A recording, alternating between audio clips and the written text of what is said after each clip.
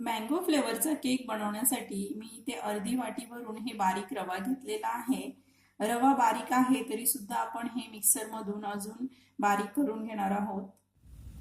तरी इथे रवा आपण शक्य तितका बारीक करून घेतलेला आहे मिक्सर मधून. आता हे मी ह्या पातेल्यात ओतून घेत आहे. तरी इथे हा संपूर्ण रवा आपण बारीक करून घेतलेला आहे. आता आपल्याला मँगो केक बनवायचा आहे, त्याच्यामुळे इथे मी हा एक आंबा घेतलेला आहे. छान पिकलेला आंबा घ्यायचा आहे. हे मी धुवून घेतलेला आहे स्वच्छ. आता ह्याचा जो मधला गर असतो पल्प ते आपण काढून घेऊ. तर त्याच्यासाठी मी पहिले हे मँगो असं करून घेत आहे. हे अशा प्रकारे कट करून मी हे मँगो चा पल्प काढून घेत आहे.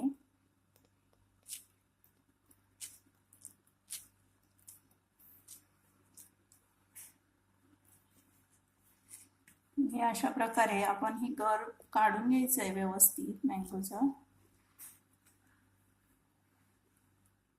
तरी ते आपण आंब्याचं हे सगळं पल्प काढून घेतलं आहे. आता मिक्सरच्या भांड्यात आपण टाकून हे याचं ज्यूस बनवून घेणार आहोत.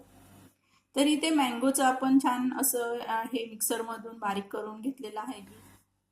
तर इथे साखर घेतलेली आहे अर्धी वाटी भरून. 4 ते 5 चमचे भरून साखर आहे ही.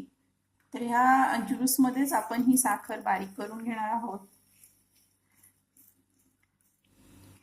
ह्याच्या जागेवर तुम्ही पिठी साखर सुद्धा वापरू शकता. तरी ते आपण साखर आणि आंबा दोन्ही छान बारीक करून घेतलेला आहे. आता हे मिश्रण आपण रव्यामध्ये टाकून घेणार आहोत.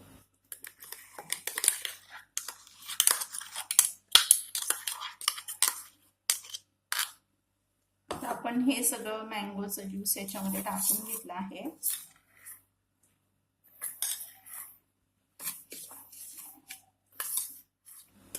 या मिश्रणामध्ये मी 2 चमचे भरून तेल टाकून घेत आहे. तेलाच्या ऐवजी तुम्ही बटर किंवा तूपही वापरू शकता. आता ह्याच्यामध्ये थोडं थोडं दूध ऍड करून याचं छान असं बॅटर बनवून घ्यायचं आहे.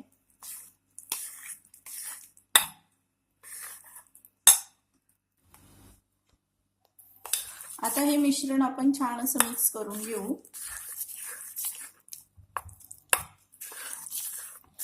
मस्त असा कलर दिसतो आहे या बॅटरचा. इथे बघू शकता फ्रेंड्स, मस्त असं बॅटर तयार झालंय. कलरही खूप सुंदर असा दिसतो आहे. आता हे बॅटर झाकून आपण 15 ते 20 मिनिटं सेट होऊ देऊ. आजचा केक हा कढईत बनवणार आहे. तर इथे मी कढई प्रीहीट व्हायला ठेवलेली आहे आणि ह्याच्यामध्ये मी ही वाळू टाकून घेतली आहे. वाळू ऐवजी तुम्ही मीठ टाकलं तरी चालेल. आणि ह्याच्यावर ही एक अशी प्लेट ठेवून घ्यायची आहे. आता आपण हे झाकून प्रीहीट होऊ देऊ 5 ते 10 मिनिटं. तर इथे बॅटर आपलं छान असं सेट झालं आहे. आपण 15 ते 20 मिनिटं हे रेस्ट होण्यासाठी ठेवून दिलं होतं. तर बघू शकता फ्रेंड्स, एकदम मस्त असा कलर आलेला आहे. आणि आपण याला हलक्या हाताने असं छान फिरवून घ्यायचं आहे.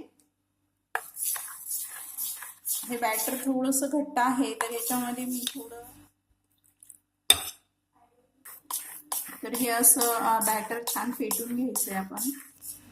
आता ह्याच्यामध्ये मी 1 चमचा भरून बेकिंग पावडर टाकते आहे. बेकिंग पावडर टाकून आपण असं एक डायरेक्शनला हे छान फिरवून घ्यायचं आहे. आपण ह्याच्यामध्ये सोडा वगैरे वापरत नाही, फक्त 1 चमचा बेकिंग पावडर टाकायचा आहे.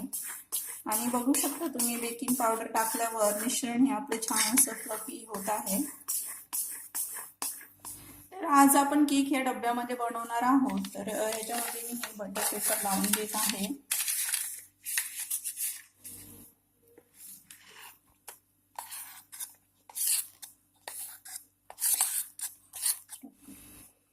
बॅटर आपण ह्याच्यामध्ये डब्यामध्ये टाकून घेतलेलं आहे.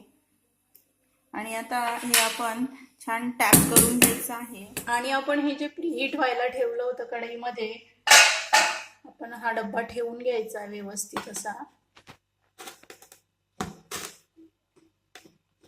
आपण मीडियम गॅसवर 15 ते 20 मिनिटं केक बेक होऊ देऊ. तर इथे आपण जवळपास अर्धा तास हे केक बेक होऊ दिला होता. आता आपण चेक करू की आपला केक झालाय की नाही. तर मी ही स्टिक टाकून चेक करते. तर केक हा बेक झालेला आहे व्यवस्थित असा. तर स्टिक ही चांगली निघाली आहे, म्हणजे केक हा आपला बेक झालेला आहे. आता आपण गॅस बंद करू. तर इथे आपण आता हा केक थंड होऊ देऊ, पूर्णपणे थंड होऊ द्यायचा आहे. तर ह्याच्यावर मी हा एक कपडा झाकून ठेवते. तर इथे आपण हा केक थंड होऊ दिला होता पूर्णपणे. आता ह्याच्या कडा आपण थोड्याशा चाकूने मोकळ्या करून घेणार आहोत.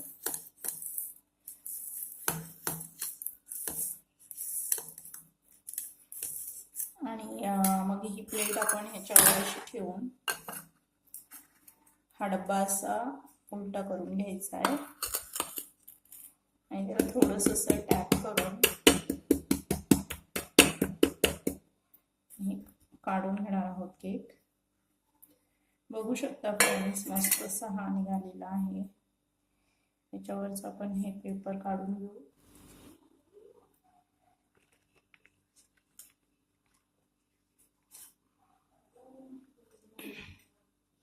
इथे बघू शकता फ्रेंड्स, मस्त असा हा केक तयार झालेला आहे. एकदम छान स्पॉन्जी असा दिसतो आहे. आपण कट करून बघू.